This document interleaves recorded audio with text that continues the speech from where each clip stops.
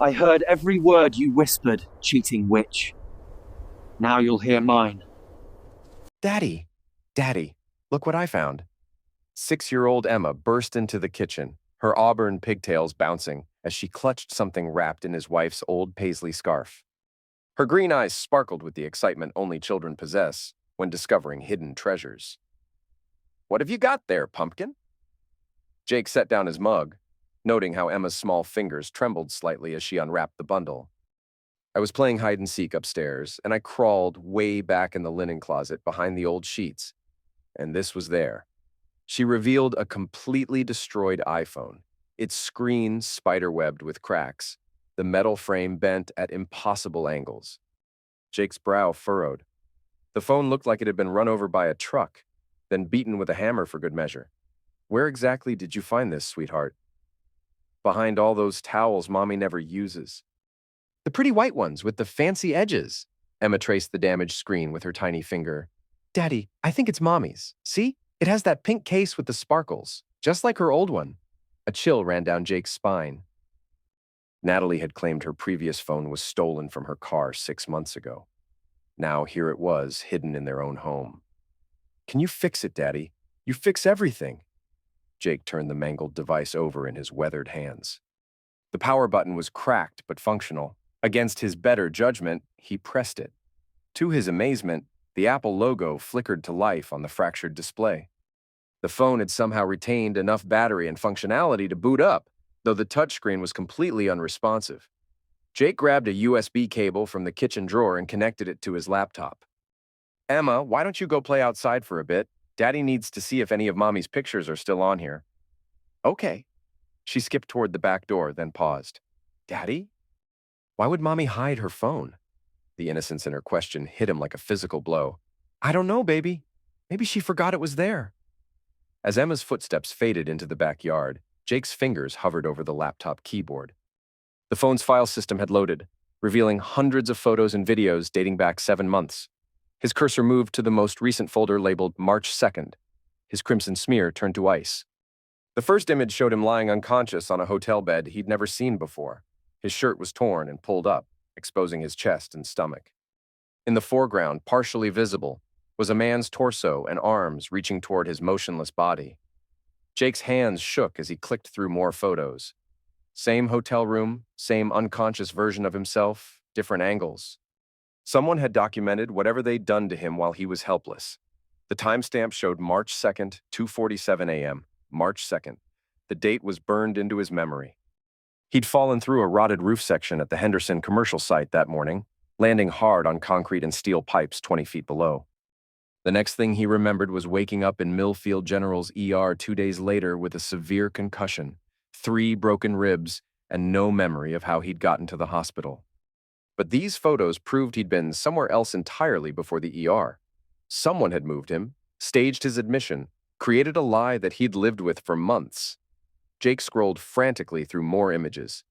His unconscious body on a gurney in what looked like a basement or garage, another showing him being lifted by 2 sets of arms, one definitely belonging to a woman based on the manicured nails and delicate wrists. The final photo in the folder made his stomach drop into free fall. It was Natalie standing beside the hotel bed where he lay motionless, talking animatedly to someone outside the frame. Her expression was cold, calculating, nothing like the loving concern she'd shown when visiting him in the hospital. Jake's finger moved to a video file marked March 1st, 11:58 p.m. The recording was shaky, clearly filmed in secret. Natalie's voice came through crystal clear. "Tomorrow morning after the fall, we wait exactly 4 hours before calling 911. That gives us the window we need." A man's voice, unfamiliar and gravelly, responded, "And you're sure the insurance company won't investigate the timing?" "The policy is ironclad. Accidental passing pays double. And with the secondary policy I took out 6 months ago, we're looking at $750,000. Plus, his union life insurance brings it to over $1 million total. What if he doesn't? Trust me, David. After what we're planning to do to him, there's no way he survives. The fall will just be the official cause." Jake slammed the laptop shut, his entire body trembling. The coffee mug slipped from nerveless fingers, shattering against the tile floor. Emma's laughter from the backyard seemed to come from another world, another life where wives didn't plot their husband's demise with mysterious partners. They'd tried to eliminate him. His own wife and some man named David had conspired to end his life for insurance money. The fall that nearly broke him had been orchestrated, planned, executed. Only by some miracle had he survived whatever they'd done to him in that hotel room. But who was David, and how long had this been going on? Jake reopened the laptop with hands that wouldn't stop shaking. He had to know everything. He owed it to Emma, to himself, to the man he'd been before learning the woman he'd loved for 8 years had tried to erase him from existence. The next folder contained dozens more images spanning several weeks. His unconscious body in different locations, a storage unit, what looked like an abandoned warehouse, even their own basement while he'd been working night shifts. Someone had been sedating him, moving him, documenting everything for God knows what purpose. In several photos, Jake could make out more details of the mysterious David. Tall, lean build, dark hair styled similarly to his own. In one clear shot, David wore Jake's favorite flannel shirt, the one that had gone missing from his closet months ago. The realization hit him like another 20-foot fall. This David character hadn't just been planning to eliminate him. He'd been preparing to replace him, living in Jake's house, wearing his clothes, sleeping in his bed while Jake worked nights to provide for his family. A new video file caught his attention, dated just 3 weeks ago. Jake's finger hesitated over the play button. Part of him wanted to delete everything, pack up Emma, and run as far as possible. But the larger part, the part that had built a life through honest work and determination, needed to see this through. The video showed their living room at night. Jake recognized Emma's drawing supplies scattered on the coffee table, the same arrangement he'd seen countless times when coming home from late jobs. But in the recording, Emma sat cross-legged on the floor looking up at someone off camera with obvious fear in her wide eyes. "I don't like him, Mommy. He looks like Daddy, but talks funny and smells different." Natalie's voice from behind the camera, sharp and irritated. "Emma, that is Daddy. Don't be silly." "No, it's not. Daddy's voice is different, and he always gives me butterfly kisses before bed. This man just stares at me weird." A figure moved into frame, and Jake's heart nearly stopped. The man was identical to him in height and build, wearing Jake's clothing, even copying his posture. But Emma was right. Something was fundamentally wrong. The way he moved, the expression on his face, everything felt like a poorly rehearsed imitation. "Listen to your mother, Emma." The voice was close to Jake's own, but the cadence was off, too formal, lacking the natural warmth he used with his daughter. Emma shrank back, tears forming in her eyes. "Where's my real daddy?" "I want my real daddy." The video cut off abruptly, but Jake had seen enough. This David creature had been living his life, terrifying his daughter, sleeping next to his wife, all while plotting to make Jake's absence permanent. His phone buzzed with a text from Natalie. "Working late tonight. Emergency wedding shoot. Don't wait up. Love you." Another lie. Jake pulled up the Find My iPhone app and checked Natalie's location. According to the GPS, she was at the Millfield Suites, the same hotel chain where the photos of his unconscious body had been taken.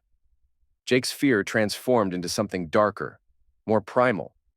For months, he'd been the sufferer of an elaborate conspiracy that should have ended with his demise. They'd violated his home, terrorized his daughter, and plotted to steal his life in every possible way. But they'd made one crucial mistake. They'd left evidence, and Jake Morrison, the steady, quiet HVAC technician who fixed things for a living, was about to become something else entirely. Emma's voice drifted in from the backyard. "Daddy, can you push me on the swing?" "Coming, sweetheart," Jake called back, his voice steady despite the rage building in his chest. He carefully saved all the phone's contents to an encrypted external drive, then began planning how to dismantle the lives of the people who'd tried to erase his. The game had changed. They thought they were dealing with a simple mark, an easy target for their twisted scheme. They had no idea they'd just awakened something far more dangerous than they could imagine. Jake Morrison was about to show them exactly what happened when you threatened his family. 3 days later, Jake sat in his truck outside Precision Electronics, watching his longtime friend Tommy Valdez work through the damaged iPhone with tools that belonged in a surgeon's operating room. The shop smelled of solder and circuitry, familiar scents that reminded Jake of simpler times when the biggest worry was a blown fuse or faulty wiring. "Jesus, Jake." Someone really worked this thing over. Tommy looked up from his microscope, pushing wire-rimmed glasses up his nose. But you're in luck. The memory chip is intact, and I've got most of the deleted files recovered. Jake's grip tightened on his coffee cup. Most? About 80%. Whoever tried to destroy this thing knew enough to target the obvious stuff, but they missed the automatically backed up files in the hidden partition. Tommy's fingers danced across his keyboard. There's a lot here, man. Photos, videos, text messages going back almost a year, some of this stuff. He trailed off, his expression growing dark. What kind of stuff? Tommy swiveled his monitor around. See for yourself. But Jake, maybe you should sit down first. The screen displayed a text message thread between Natalie and someone labeled DK. Jake's stomach clenched as he read, DK, insurance adjuster called. They need medical records from his primary physician. Natalie, already handled. Dr. Peterson's assistant thinks I'm updating our life insurance beneficiaries. DK, and the secondary policy? Natalie, active as of 6 months ago, $500K accidental end. Combined with union benefits, total payout is $1.2 million. Natalie, have you been practicing the voice? DK, every day. Emma's still suspicious, though. Natalie, she's 6. She'll adapt once he's gone. DK, what about neighbors? The Kowalskis know him pretty well. Natalie, night shifts. I've been establishing that pattern for months. By the time anyone realizes something's off, it'll be too late. Jake's vision blurred with rage. They'd been planning this for almost a year, methodically preparing to replace him like he was a broken appliance. Every late photography session, every night shift he'd volunteered for to earn extra money for Emma's college fund. It had all been orchestrated to create opportunities for his doppelganger to infiltrate his life. There's more, Tommy said quietly. Video files that show this DK guy practicing your mannerisms, studying recordings of your voice. Jake, this is some seriously twisted stuff. A new text thread appeared on screen, this one between Natalie and someone called Photographer 2. Photographer 2, client wants to move wedding to March 3rd. Can you do evening shoot? Natalie, can't. Family emergency that weekend. Photographer 2, everything okay? Natalie, will be after Sunday, March 3rd. The day after his accident. The day he'd been fighting for his life in intensive care while Natalie had been planning to cash in on his demise. Tommy, I need you to copy everything to multiple drives and encrypt them with different passwords. Can you do that without leaving any digital fingerprints? Of course, but Jake? Tommy's weathered face creased with concern. What are you planning to do with this? Jake stared at the screen, watching months of betrayal unfold in cold, calculated text messages. I'm going to destroy them, completely, legally. But first, I need to know exactly who I'm dealing with. That evening, Jake installed surveillance cameras throughout his house using equipment borrowed from his union's security division. Micro cameras and smoke detectors, audio pickups and light fixtures, motion sensors that would alert his phone whenever someone entered specific rooms. If Natalie and her accomplice wanted to continue their charade, he'd document every second of it. Emma was spending the night at her friend Sarah's house, a sleepover Jake had encouraged with unusual enthusiasm. He needed his daughter away from whatever was about to unfold. At 11:47 p.m., Jake's phone buzzed with a motion alert from the kitchen camera. He watched from his hiding spot in the garage as Natalie unlocked the back door and let a tall, dark-haired man inside. Even in the grainy night vision footage, the resemblance was unsettling. This David character had clearly studied Jake extensively, copying his walk, his posture, even the way he ran his hands through his hair when thinking. Jake slipped through the connecting door into the house, moving with the silent precision his father had taught him during hunting trips in his youth. He positioned himself near the heating vent that connected to the living room, where voices carried clearly through the ductwork. How long before he comes home? David's voice was unnaturally similar to Jake's own, but with a slight nasal quality that Emma had correctly identified as funny. His shift ends at 2, but he usually stops at that all-night diner. We have at least 3 hours. Natalie's tone was businesslike, completely devoid of the warmth she'd shown Jake for 8 years of marriage. Good. I want to practice the morning routine again. Emma's getting suspicious, and we can't afford any mistakes when we make this permanent. The original plan would have been cleaner. A tragic accident, a grieving widow, time to process before anyone asked difficult questions. David laughed, a sound that made Jake's blood run cold. But this way is more fun. I get to live his life before I inherit it. Sleep in his bed, wear his clothes, even discipline his kid when she gets out of line. Don't touch Emma. Natalie's voice carried a sharp warning. That wasn't part of our agreement. Relax, I'm not a monster, but she needs to learn respect. The real Jake obviously never taught her proper obedience. Jake's hands clenched into fists. Every instinct screamed at him to burst through the wall and strangle this creature who dared speak about his daughter. But he forced himself to remain still, to listen, to gather more evidence. Show me the new insurance documents, David continued. Papers rustled, signed and notarized. If anything happens to Jake within the next 6 months, I receive full custody of Emma and control of all assets. The life insurance pays out automatically. And if something happens to you, then you become Emma's legal guardian, as per the backup documentation we filed last month. Either way, we win. Jake's world tilted. They hadn't just planned to eliminate him. They'd created a legal framework to steal his daughter. Emma, his precious little girl who drew him pictures of butterflies and asked him to check for monsters under her bed, was just another asset to be claimed in their twisted scheme. Speaking of Emma, Natalie said, we need to accelerate the timeline. She's asking too many questions about why Daddy is different lately. How long until you perfect the voice? Give me another week. I've been practicing with the recordings you made, but there are specific phrases he uses that I haven't mastered yet. What kind of phrases? The way he says pumpkin when talking to Emma. It's too soft, too genuine. I can't replicate that level of... David paused, searching for words. That level of actual love. The admission hung in the air like poison. This man, this parasite who'd been wearing Jake's life like a costume, couldn't even comprehend authentic paternal affection. To him, Emma was merely an obstacle to be managed, not a precious child to be protected and cherished. Jake's phone buzzed with another motion alert. The front door camera showed Emma walking up the driveway, dragging her sleeping bag behind her. Sarah's mother's car was already pulling away. Panic flooded through him. Emma wasn't supposed to be home for hours. If she walked into the house now and saw David wearing Jake's face, he sprinted silently through the garage and intercepted Emma at the front door before she could insert her key. Pumpkin. What are you doing home so early? Emma's face lit up with genuine joy, the kind David could never replicate. Daddy, Sarah got sick and threw up everywhere, so Mrs. Patterson brought me home. Are you off work early too? Jake swept her into his arms, carrying her toward his truck. Yeah, sweetheart. How about we go get some ice cream and talk about your sleepover? At this time of night? Emma giggled. Mommy says ice cream before bed gives you bad dreams. Well, sometimes daddies make exceptions for special little girls. Jake buckled her into the passenger seat, his mind racing.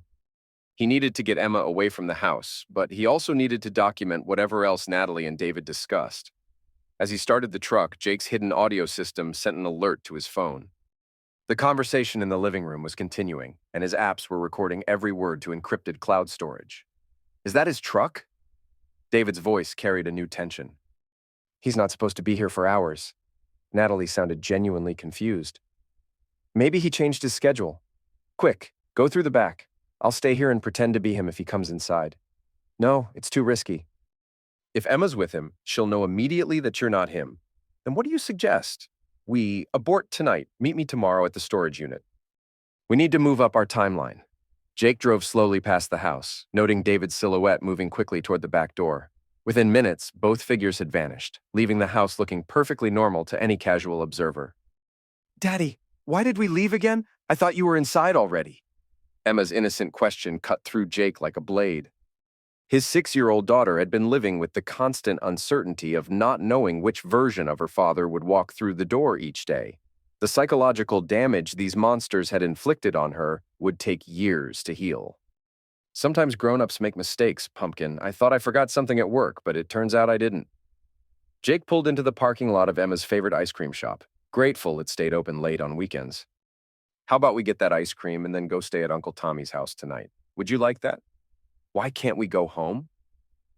Jake looked into his daughter's trusting green eyes and made a decision that would change everything. Because Daddy needs to fix something important at home, and it might be dangerous. But I promise you, Emma, after tomorrow, everything is going to be different. Better. Safer. As Emma ordered her usual chocolate chip cookie dough scoop, Jake's phone buzzed with a text from an unknown number. We know you were listening tonight. Stop interfering or Emma pays the price. You have 24 hours to disappear permanently. Jake stared at the message, his vision turning red around the edges. They'd just threatened his daughter. Whatever games they'd been playing, whatever elaborate schemes they'd constructed had just become a war. And Jake Morrison was about to show them what happened when you declared war on a man with nothing left to lose. Jake dropped Emma at Tommy's house with an overnight bag and strict instructions for his friend to keep her inside until further notice. Tommy's wife, Maria, a former school principal who could intimidate linebackers with a single glance, promised to watch Emma like a hawk. "You sure you don't want me to call the cops?" Tommy asked as Jake prepared to leave. "Not yet. I need more evidence, and I need to know exactly who we're dealing with." Jake's voice carried a cold determination that made Tommy step back involuntarily. "These people threatened Emma." That changes everything. By 3 a.m., Jake was parked outside Millfield Storage Solutions, watching through night vision binoculars he'd borrowed from his hunting gear. Unit 247 showed signs of recent activity. Fresh tire tracks in the gravel, a brand new padlock that gleamed under the security lights. He waited. At 4:15 a.m., Natalie's Honda pulled into the facility, followed by a black Ford F-150 that Jake didn't recognize. Through his binoculars, he watched David climb out of the truck, moving with the confident stride of someone who believed they held all the cards. Jake activated the recording app on his phone and crept closer, using the storage unit rows as cover. The early morning air carried their voices clearly. "Did you trace the truck license?" Natalie was unlocking the unit with hands that shook slightly. "Registered to Jake Morrison, 1247 Elm Street." David's voice had dropped the fake warmth he used when imitating Jake. This was his real personality, cold, calculating, predatory. But the registration was updated 3 days ago. He's been planning this. Planning what? He can't know anything. The phone was destroyed. Then how did he know to be home tonight? How did he know to take Emma away right before we arrived? David rolled up the storage unit door, revealing a space filled with boxes, electronics, and what looked like a small medical station complete with IV bags and syringes. Jake's blood ran cold. This wasn't just about insurance fraud anymore. The setup looked capable of keeping someone unconscious for extended periods. "Maybe we're overthinking this," Natalie said, but her voice lacked conviction. "Jake's not smart enough to stop underestimating him." David cut her off sharply. "I've been studying that man for 11 months. He's more observant than you give him credit for. Those hidden cameras in his house? I found 3 of them." Jake's heart pounded. He'd installed 12 cameras. If David had only found 3, that meant 9 were still operational. "Hidden cameras?" Natalie's voice pitched higher. "Why didn't you tell me?" "Because I'm handling it. But we need to accelerate everything. No more games, no more gradual replacement strategy. We take care of Jake permanently tonight and move Emma to the backup location." "What backup location?" David gestured to a corner of the storage unit where Jake could make out a child's sleeping bag and toys. "I've been preparing a safe house. Somewhere, Emma can stay while she adjusts to her new reality." Jake's vision turned red. They'd prepared a location to imprison his daughter, to brainwash her into accepting her father's replacement. These weren't just criminals. They were monsters. "I'm not comfortable with this," Natalie said. "Keeping Emma against her will cross his lines we agreed not to cross." "Your comfort level stopped mattering when you cashed that first insurance check," David snapped. "Do you think I've spent a year learning to be Jake Morrison for fun? I've memorized his mannerisms, his speech patterns, his favorite foods, even the way he breathes when he sleeps. I know more about being Jake Morrison than Jake Morrison does. But Emma will never accept you. She's too smart, too attached to her real father." "Emma is 6 years old. Children adapt when they have no other choice. Within 6 months, she'll call me daddy and mean it." Jake had heard enough. He retreated to his truck and speed-dialed a number he'd hoped never to use. Marcus Webb. "Marcus, it's Jake Morrison. I need a favor." Marcus Webb had served 2 tours in Afghanistan before returning to Millfield and opening a private security firm. He owed Jake for emergency HVAC repairs that had saved his business during last summer's heat wave. "Jake, it's 4 in the morning, brother. I know. Listen carefully. I'm sending you encrypted files right now. Photos, videos, audio recordings. I need you to verify that they haven't been digitally altered, and I need copies stored in multiple secure locations. What kind of files? Evidence of conspiracy to commit insurance fraud, identity theft, and abduction. Maybe plan to take you out. Can you handle this quietly? A pause. How quietly? The kind of quietly where if something happens to me, these files automatically get sent to every law enforcement agency in Ohio. Jesus, Jake. What have you gotten into? Nothing I got into voluntarily. Can you do this or not? Send the files. I'll have preliminary analysis by noon. Jake transmitted the encrypted data, then began phase 2 of his plan.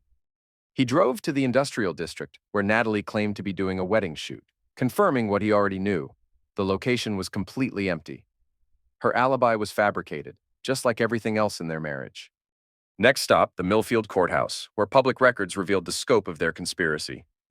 Natalie had indeed filed paperwork naming David Kingston as Emma's backup guardian, using forged documentation that identified him as Jake's younger brother. She'd also taken out the additional life insurance policy, changed their joint bank account beneficiaries, and even filed a preliminary power of attorney document that would grant her control of Jake's assets in case of mental incapacitation. They'd been methodically erasing Jake Morrison from legal existence, preparing to replace him so thoroughly that his disappearance would barely create ripples. But they'd made crucial errors. David Kingston's background check revealed a sealed criminal record in Pennsylvania, charges related to identity theft and elder misuse that had been pleaded down to probation. More importantly, the medical records they'd forged to support Jake's supposed mental instability contained technical errors that any real doctor would immediately identify. Jake photographed every document, building a legal case that would shatter their conspiracy like glass. His phone rang as he exited the courthouse. Unknown number.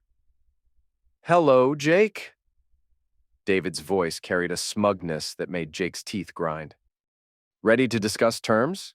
What terms?" "Simple. You disappear voluntarily, leave town, start over somewhere far away, and Emma grows up believing her father decided he didn't want to be a parent anymore." It's kinder than the alternative. And what's the alternative? We do this the hard way. Emma watches her father suffer before he disappears. Then she spends the rest of her childhood wondering if she could have saved him. Jake pulled over to the side of the road, his hands shaking with rage. "You're threatening to torture me in front of my daughter? I'm offering you a choice. Walk away clean, or we demonstrate to Emma exactly what happens to people who don't cooperate with her new family structure." The line went dead. Jake sat in his truck for several minutes, processing the full scope of what he was facing. These weren't ordinary criminals motivated by simple greed. David Kingston was a psychopath who'd spent a year preparing to steal Jake's entire life, and he was willing to psychologically destroy a 6-year-old child to complete his sick fantasy. But David had made one fatal mistake.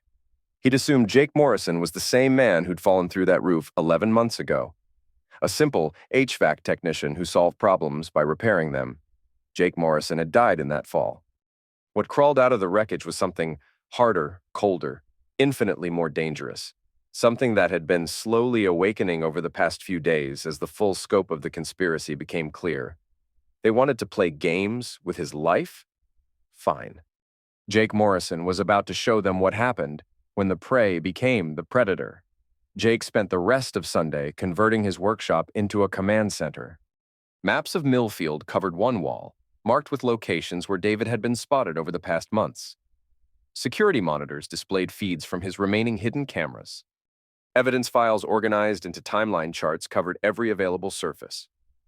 Marcus Webb arrived at noon with a grim expression and a briefcase full of technical equipment. "Your files are legitimate," Marcus announced without preamble. "No digital manipulation, timestamps verified through metadata analysis." "But Jake, this is enough evidence to put both of them away for decades. Why haven't you called the police?" "Because the police will arrest them, and then what?" David gets out on bail and disappears. Natalie pleads down to fraud charges. Emma spends her childhood in therapy, wondering why her mother tried to erase her father. Jake studied the surveillance photos Marcus had taken of the storage unit. "I want more than justice, Marcus. I want complete destruction." "What kind of destruction? The kind where they lose everything?" Freedom, money, reputation, future opportunities, any chance of hurting another family. Jake's voice carried a cold certainty that made Marcus unconsciously step backward. I want them to understand that actions have consequences, and some consequences are permanent. Marcus set down his briefcase carefully. Jake, I've seen that look before. In Afghanistan, right before someone crossed lines they couldn't uncross. Whatever you're planning, I'm planning to protect my daughter and destroy the people who threatened her. If that makes me a monster, then maybe this situation requires a monster. They were interrupted by Jake's phone buzzing with a security alert. The living room camera showed Emma's drawing supplies scattered across the coffee table, but Jake hadn't been home since yesterday morning, and Emma was safely at Tommy's house. Someone was inside his house right now. Jake switched to the kitchen camera and saw David Kingston making himself a sandwich with Jake's food, wearing Jake's clothes, moving through Jake's home like he owned it. The casual arrogance was breathtaking. Marcus, how quickly can you get a tactical team to my house? Depends on what kind of tactical situation we're talking about. Jake's smile held no warmth whatsoever. The kind where we catch an armed intruder in the act of burglarizing my home. Ohio law is very clear about homeowner rights in those circumstances. Jake, David Kingston has a concealed carry permit from Pennsylvania. He's violated parole by leaving the state. He's currently committing breaking and entering, burglary, and identity theft. When confronted by the homeowner, any reasonable person would expect him to resist violently. Marcus stared at his friend for a long moment. You're talking about an execution. I'm talking about a lawful homeowner defending his property against a known criminal with a history of violence. Jake checked his service weapon, a .40 caliber Glock he'd owned for years, but never fired outside a shooting range. Everything by the book, Marcus, clean, legal, and permanent. What about Natalie? Jake's expression grew even colder.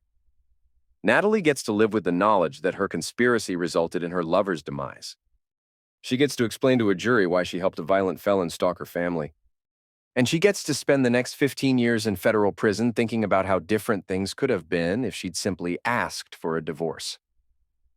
Marcus gathered his equipment slowly. I can't be part of an execution, Jake. Not even a legal one. I'm not asking you to be. I'm asking you to ensure the evidence gets to the right people if something happens to me. Can you do that? Yeah, I can do that.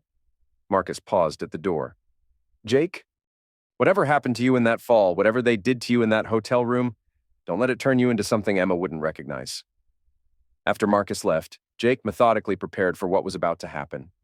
He called 911 from a burner phone, reporting suspicious activity at his address. He positioned cameras to capture every angle of his living room. He verified that all his legal documentation was in order: concealed carry permit, home security system registrations, homeowner's insurance that specifically covered defensive firearm use. Then he drove home to confront the man who'd tried to steal his life. David was still in the kitchen when Jake entered through the front door, moving with deliberate noise to announce his presence. Ohio law required homeowners to identify themselves before using deadly force against intruders. Whoever's in my house, you have 10 seconds to leave before I call the police. David appeared in the kitchen doorway, and Jake felt a moment of disorientation seeing his own face, wearing an expression of malicious amusement. Hello, Jake. I was wondering when you'd show up. David Kingston, you're trespassing on private property. Leave immediately or I'm calling law enforcement. Go ahead. Call them.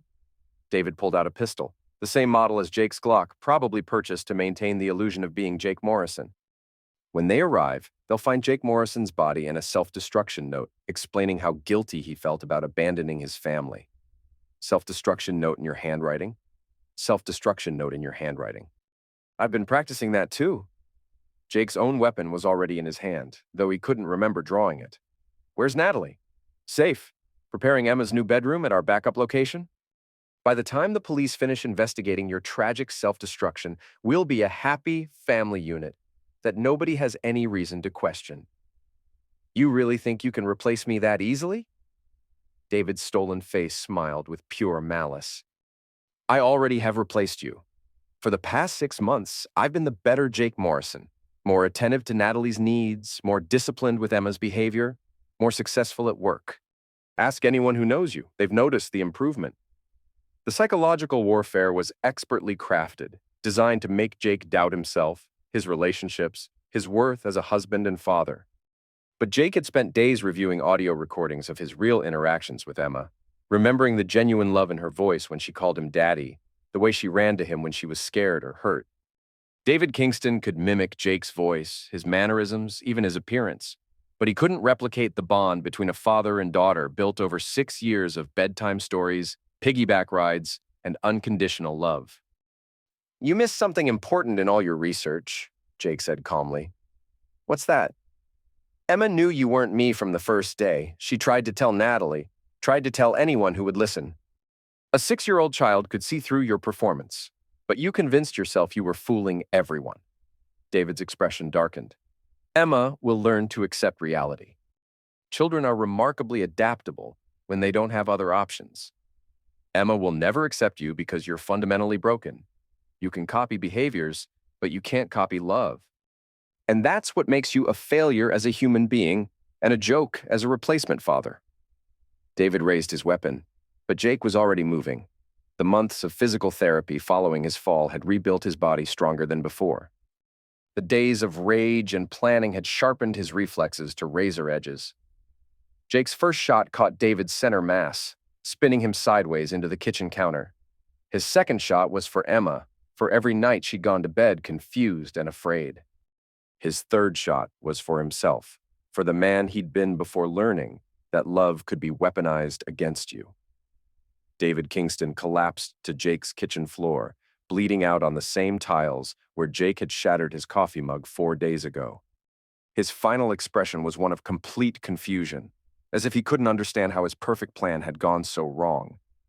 Jake called 911 from his personal phone, reporting an intruder shot during an attempted burglary. Then he sat down at his kitchen table and waited for the police to arrive, his weapon secured and his hands visible, exactly as he'd been trained. In his pocket, his phone buzzed with a text message from Natalie. "Where are you?" David was supposed to check in an hour ago. Jake typed back, "David won't be checking in anymore. Your move." The Millfield Police Department had seen their share of home invasion cases, but Detective Sarah Chen recognized something different about Jake Morrison's situation from the moment she arrived at the scene. The evidence was almost too perfect: clear signs of forced entry, security camera footage showing David Kingston burglarizing the home, even audio recordings of threats made against the homeowner's family. "Mr. Morrison, I need to understand the timeline here," Detective Chen said as crime scene technicians photographed David's body. "You reported suspicious activity, then came home to confront an intruder?" "I was at a friend's house when my security system alerted me to someone inside my home. I called 911, then drove here to assess the situation." Jake's statement was technically accurate, though it omitted several crucial details. "When I announced myself, the intruder emerged from my kitchen carrying a firearm and made verbal threats against my family." "What kind of threats?" "He said he was going to eliminate me and take my daughter. I believed he posed an imminent threat to my life and the safety of my family." Detective Chen reviewed the audio from Jake's security system. David's voice came through clearly. "When they arrive, they'll find Jake Morrison's body and a self-destruction note explaining how guilty he felt about abandoning his family." "Mr. Morrison, did you know this individual?" "I'd never seen him before in my life." Another technically accurate statement. Jake had never actually met David Kingston in person before tonight. The investigation proceeded exactly as Jake had planned. David Kingston's criminal record painted him as a dangerous repeat offender who specialized in identity theft and home invasion. His possession of forged documents bearing Jake's personal information suggested a sophisticated stalking operation. The weapon in his possession was unregistered, likely stolen, but Detective Chen was thorough. While the physical evidence supported Jake's account, something about the situation felt orchestrated. "Mr. Morrison, where is your wife currently?" "Working late. Photography session for a wedding." Jake provided the false address Natalie had given him, knowing the detective would find it empty. "And your daughter?" "Staying with friends tonight. I wanted her away from the house while I dealt with the security issue." 2 hours later, Detective Chen's partner returned from the photography location. "No wedding, no photographer. Building's been empty for months. Either Mrs. Morrison lied about her location, or someone's feeding us false information." Jake watched Detective Chen process this development. A home invasion was one thing, but a missing wife with a fabricated alibi suggested something more complex. Mr. Morrison, I need you to try calling your wife. Ask her to come home immediately. Jake dialed Natalie's number, activating speaker mode so the detective could hear both sides of the conversation. Jake, where are you? You're supposed to be at work. Natalie's voice carried forced casualness, but Jake could hear the underlying tension. I'm at home with the police. There was a break-in. Someone tried to rob us. Oh my God, are you hurt? Is Emma okay? Emma's safe. The intruder is dead. I need you to come home right now so we can sort this out. A long pause. Dead? What do you mean dead? I mean I shot and terminated an armed burglar who threatened our family. The police need to speak with you about our security arrangements. Another pause, longer this time. I'm on my way. Detective Chen made notes about the conversation's odd rhythm. Most wives would have demanded immediate details about their husband's safety, asked frantic questions about the intruder, expressed concern about their home being violated. Natalie Morrison's responses seemed rehearsed, cautious. Mr. Morrison, while we wait for your wife, let's review your security footage from the past few days. I want to understand if this Kingston individual had been surveilling your property. Jake's hidden cameras had captured everything. David entering the house multiple times over the past months, Natalie providing him with keys and alarm codes, even conversations about their conspiracy. But Jake couldn't reveal that footage without admitting to conducting his own surveillance operation. Detective, I should mention that I've been having marital problems lately. I installed some security cameras to monitor activity around the house when I wasn't home. What kind of marital problems? I suspected my wife might be having an affair. The cameras were meant to document her activities for potential divorce proceedings. Jake provided Detective Chen with access to selected camera feeds, enough to show David's presence in the house, but edited to remove the most damaging. Conversations. The footage revealed a man who clearly wasn't a random burglar, someone who moved through the Morrison home with intimate familiarity. Jesus, Detective Chen muttered as she watched David make himself a sandwich in Jake's kitchen. This guy was living here. It appears so, though I had no idea until tonight. 40 minutes later, Natalie arrived at the house with red eyes and disheveled clothing. Her performance was Oscar-worthy, the shocked wife learning about her husband's affair and the violent end of her lover's life. I can't believe David's dead, she sobbed into Detective Chen's voice recorder. He said he'd been getting threats from his ex-wife, that he might need to hide out somewhere safe. I never imagined he'd involve our family. Mrs. Morrison, how long had you been having an affair with David Kingston? 6 months, maybe 7. Jake had been working so much, staying away all night, barely talking to Emma or me. David made me feel appreciated again. Did you provide Mr. Kingston with access to your home? Sometimes, when Jake was working overnight shifts. David needed somewhere safe to stay, and our house has a good security system. Mrs. Morrison, did Mr. Kingston ever discuss plans to harm your husband? Natalie's tears seemed genuine, but Jake recognized the calculation behind them. She was creating a narrative where David had been the mastermind and she'd been a manipulated sufferer. David had been acting strange lately, talking about how he and Jake looked similar, joking about how he could replace Jake as Emma's father. I thought he was just being romantic, saying he wanted to be part of our family. Did you know about Mr. Kingston's criminal record? What criminal record?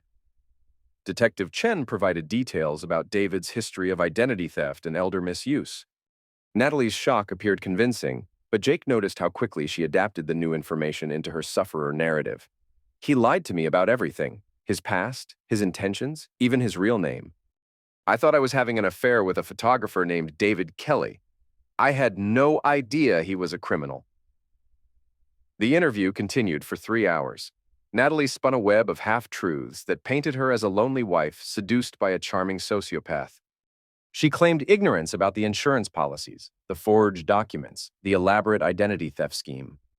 But Detective Chen had 20 years of experience reading people, and something about Natalie Morrison's story didn't align with the evidence. Mrs.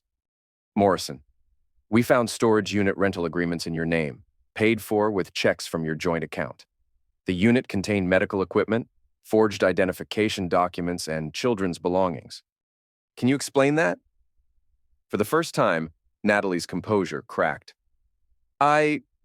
David said he needed storage space for his photography equipment. I never looked inside the unit. The rental agreement shows your signature and fingerprints. You had keys. According to the security logs, you visited that unit 17 times over the past 6 months. Jake watched his wife realize that her carefully constructed lies were collapsing. The insurance policies, the storage unit, the forged legal documents, every piece of the conspiracy had her fingerprints on it. I want a lawyer, Natalie said finally. That's your right. But Mrs. Morrison, I should inform you that we've discovered enough evidence to support charges of conspiracy to commit insurance fraud, identity theft, and plan to take him out. Ohio takes domestic conspiracies very seriously. As Detective Chen concluded the interview, Jake felt a cold satisfaction settle in his chest. Phase 1 was complete. David Kingston was dead, legally eliminated while attempting to burglarize Jake's home. Natalie would face federal charges that could result in decades in prison. But Jake wasn't finished. The final phase would ensure that Emma grew up knowing exactly what kind of people had tried to destroy their family, and why some choices carried consequences that lasted forever. Detective Chen approached Jake as EMTs removed David's body from the kitchen. Mr. Morrison, this case is going to require extensive investigation. Federal agents will want to interview you about the identity theft and insurance fraud aspects. Are you prepared for that level of scrutiny? Detective, these people tried to erase me from existence and steal my daughter. I'm prepared for whatever legal process ensures they can never threaten another family. One more question. The timing of tonight's events seems remarkably convenient. You discovered your wife's affair, installed security cameras, and happened to confront the intruder at exactly the right moment to defend yourself legally. Almost like you'd been planning for this confrontation. Jake met Detective Chen's steady gaze without flinching. Detective, I'm an HVAC technician who fell through a roof and almost died. For the past year, I've been trying to rebuild my life and understand why my marriage was falling apart. If my preparation seems thorough, it's because these people taught me that trusting others without verification can be fatal. Fair enough. Just remember, Mr. Morrison, justice is one thing. Revenge is something else entirely. Make sure you know which one you're seeking. As the police finished processing the scene, Jake stood in his empty kitchen and thought about Emma, safely asleep at Tommy's house, unaware that her father had just eliminated one of the monsters trying to steal her childhood. Tomorrow would bring federal investigations, court proceedings, and media attention. But tonight, David Kingston would never again wear Jake Morrison's face or threaten to steal Emma Morrison's future. The reckoning was only beginning. 6 months later, Jake sat in the gallery of the federal district courthouse in Cincinnati, watching his wife receive her sentence. The judge's words carried the weight of absolute finality. Natalie Morrison, you have been found guilty of conspiracy to commit insurance fraud in the first degree, identity theft, filing false legal documents, and conspiracy to commit abduction. The court sentences you to 15 years in federal prison without possibility of parole for 10 years. Natalie's shoulders shook as the bailiff approached with handcuffs. She turned toward the gallery, her eyes finding Jake's face in the crowd. For a moment, the mask slipped, and he saw the real Natalie. Not the sufferer she'd pretended to be during trial, but the cold calculator who'd plotted his elimination with methodical precision. "This isn't over," she mouthed silently. Jake's expression remained impassive. "Yes, it is," he mouthed back. The federal investigation had been devastating for Natalie's defense. FBI forensic accountants traced the conspiracy back 18 months, revealing a pattern of financial manipulation that began long before David Kingston entered the picture. Bank records showed Natalie had been draining their joint accounts gradually, creating a hidden nest egg while researching Jake's insurance policies. Text messages recovered from encrypted apps revealed the true scope of her betrayal. She hadn't been seduced by David. She'd recruited him specifically for his background in identity theft and his physical resemblance to Jake. The entire affair had been a business arrangement with romance used as camouflage. Most damaging was the psychological evaluation ordered by the court. Dr. Patricia Whitman, a forensic psychiatrist with 30 years of experience, testified that Natalie showed clear signs of antisocial personality disorder combined with narcissistic traits that made her exceptionally dangerous to family members. Mrs. Morrison views her husband and daughter as possessions rather than people, Dr. Whitman had explained to the jury. Her planning shows a level of calculation and emotional detachment that suggests she would be capable of similar crimes against future sufferers. The insurance fraud conviction alone carried a 10-year sentence, but the abduction, conspiracy, evidenced by the storage unit prepared for Emma, had added 5 additional years. Ohio's tough stance on crimes against children meant Natalie would be nearly 50 when she regained her freedom. Jake had testified for 6 hours, walking the jury through the timeline of discovery that began with Emma finding the broken phone. His presentation was methodical, unemotional, focused on facts rather than feelings. He'd learned that righteous anger was less effective than cold documentation when seeking justice. The defense attorney had tried to portray Jake as a vengeful husband who'd entrapped his wife and orchestrated David Kingston's demise. But the evidence was overwhelming. Security footage, phone records, financial documents, even DNA evidence from the storage unit that proved Natalie's active participation in every aspect of the conspiracy. Mr. Morrison, the defense attorney had pressed during cross-examination, isn't it true that you conducted an illegal surveillance operation against your own wife? I installed security cameras in my own home to monitor suspicious activity. Ohio law specifically permits homeowners to record on their own property. But you didn't inform Mrs. Morrison about these cameras. I didn't inform the person I suspected of planning to defraud our insurance company and abduct our daughter. That's correct. Didn't you essentially set a trap that resulted in David Kingston's passing? Jake had paused, considering his answer carefully. I defended my home against an armed intruder who threatened my family. If Mr. Kingston viewed that as a trap, he was welcome to avoid burglarizing my house. The jury had deliberated for less than 3 hours. Now, watching Natalie being led away in shackles, Jake felt a hollow satisfaction. Justice had been served, but the cost had been enormous. Emma was in therapy 3 times a week, struggling to understand why her mother had tried to replace her father with a stranger. The psychological damage would take years to heal, if it ever healed completely. Outside the courthouse, Emma waited in Tommy's truck, drawing pictures of butterflies in her sketchbook. She'd asked to attend the sentencing, wanting to see the end of the scary story, but Jake had decided she'd witnessed enough courtroom proceedings during the trial. How did it go? Tommy asked, as Jake climbed into the passenger seat. 15 years. She'll serve at least 10. Emma looked up from her drawing. Is the bad lady going to jail forever, Daddy? For a very long time, Pumpkin. Long enough that you'll be all grown up before she gets out. Good. Emma returned to her artwork with the matter-of-fact acceptance that children use to process trauma. Can we get ice cream? I want to celebrate. As they drove toward Emma's favorite ice cream shop, Jake reflected on the past 6 months. The media attention had been intense, but brief. A sensational story about a wife who tried to replace her husband with a criminal doppelganger. Publishers had contacted him about book deals, documentary filmmakers had requested interviews, but Jake had declined everything. Emma deserved privacy to heal without constant reminders of her mother's betrayal. The financial settlement from the insurance company had been substantial. Natalie's fraudulent policy applications had violated multiple federal regulations, resulting in penalties that would fund Emma's college education and provide security for their future. Jake had also received compensation for the identity theft, though no amount of money could restore the months of psychological manipulation he'd endured. Most importantly, Emma was thriving. With Natalie in prison and David permanently eliminated, she'd gradually returned to her normal, cheerful personality. The nightmares had stopped, her grades had improved, and she'd even started asking Jake to invite nice ladies to dinner, her 6-year-old way of suggesting he might eventually want to remarry. Daddy, Emma said as they pulled into the ice cream shop parking lot, are you ever going to be sad about Mommy being gone? It was a question Jake had dreaded and expected in equal measure. Emma was too young to understand the full scope of Natalie's crimes, but old enough to know that most children had mothers who didn't disappear into federal prison.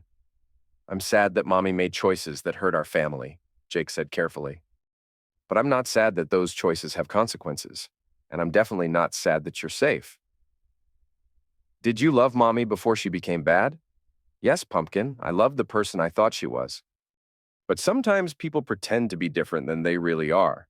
And when you discover the truth, the love changes into something else. What kind of something else? Jake considered his answer. Emma deserved honesty appropriate to her age, without the bitter details that would traumatize her further. Disappointment, and determination to protect the people who matter most. Emma nodded solemnly, then brightened as she spotted the ice cream shop's neon sign. Can I get 2 scoops today? Since it's a celebration? 3 scoops, Jake said, lifting her out of the truck. Today's definitely a 3-scoop celebration.